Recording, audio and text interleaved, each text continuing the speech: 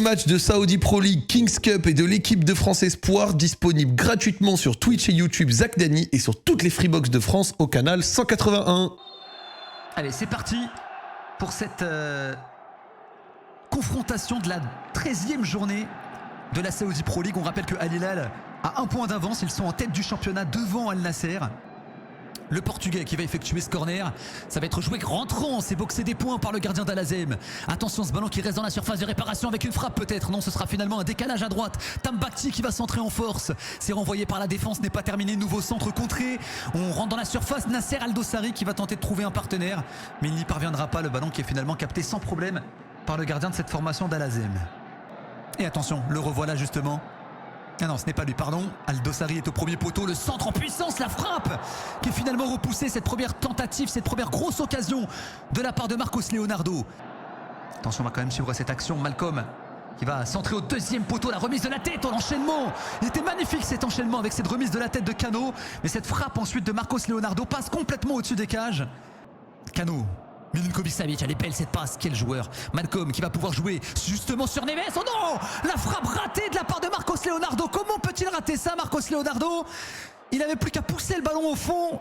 Lui qui en est à 7 buts cette saison en Saudi Pro League, il doit mieux faire. Il vient gâcher cette action collective qui était magistrale avec cette passe fantastique de Milinkovic Savic, avec ce centre fabuleux de Ruben Neves. Ah, c'est un immense raté, un immense loupé pour Marcos Leonardo. Il nous a quand même habitués à beaucoup mieux. Ruben Neves. Oh, le long ballon, il est magnifique.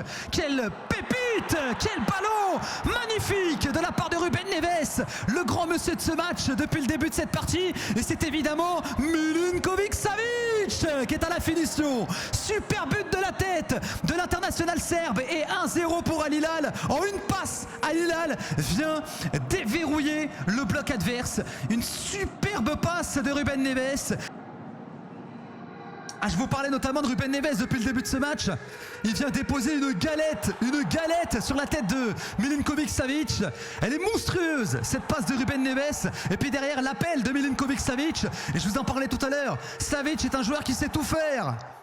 Parce que j'adore. Ballon dans les pieds des joueurs de Al Hilal avec Neves. Elle est belle encore cette passe de Ruben Neves dans la surface. Le crochet de la part de Cano. La frappe qui est repoussée de la part de Cano. La tentative de Malcolm qui est repoussée par les pieds. 3e tentative de la part du Brésilien. Mais au final, le ballon récupéré par les joueurs d'Al Azem. Quelle action là pour les joueurs d'Al Hilal.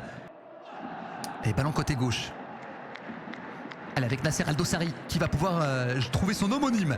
Salem Al-Dossari pour un centre. Oh, le centre qui allait en direction de Marcos Leonardo, mais finalement le ballon est touché du bout du pied par le défenseur de Al Azem. Et il y avait de toute manière hors-jeu. On va repasser par Fabio Martins.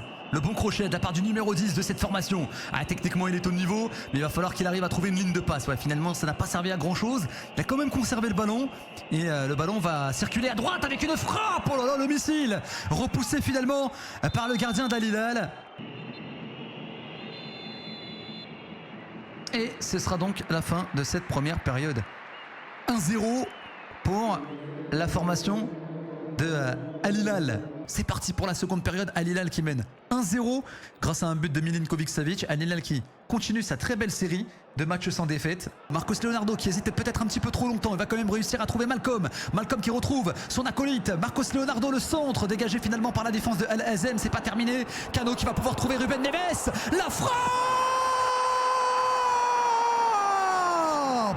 Quel but de la part de Ruben Neves! C'est l'homme de ce match!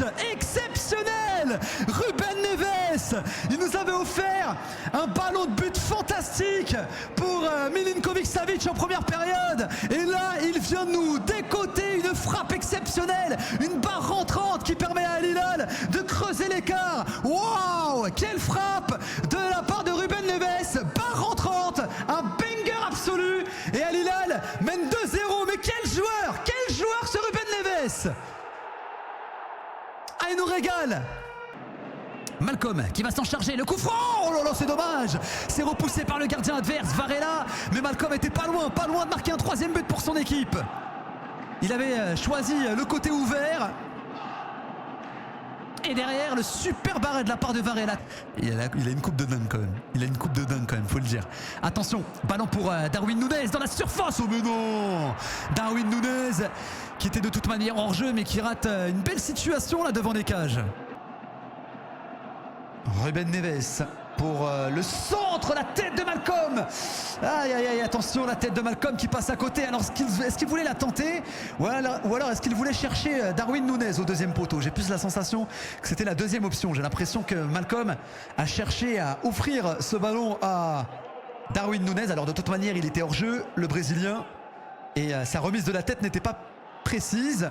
Malcolm qui va pouvoir jouer sur Milinkovic-Savic. Et attention, parce qu'il y a le départ là sur le côté gauche, le côté droit pardon de Caio César.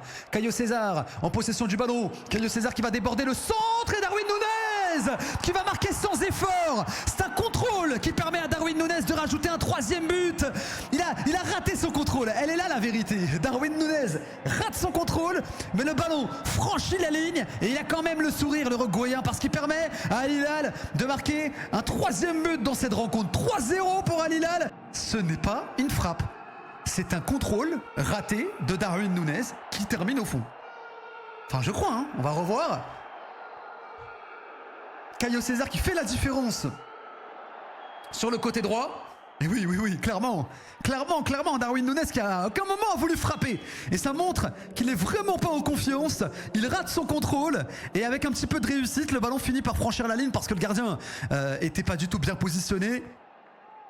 Beaucoup de réussite sur ce but, mais forcément Darwin Núñez va quand même en profiter parce que ça permet à Al Hilal de verrouiller la victoire et ça lui permet de marquer un 6e but dans cette saison de Saudi Pro League. C'est un peu la même chose pour Darwin Núñez. Le revoilà justement. Il va éliminer un joueur dans la surface. Le bon ballon avec Milinkovic-Savic. La frappe du pied gauche de la part de Milinkovic-Savic. Frappe contrée.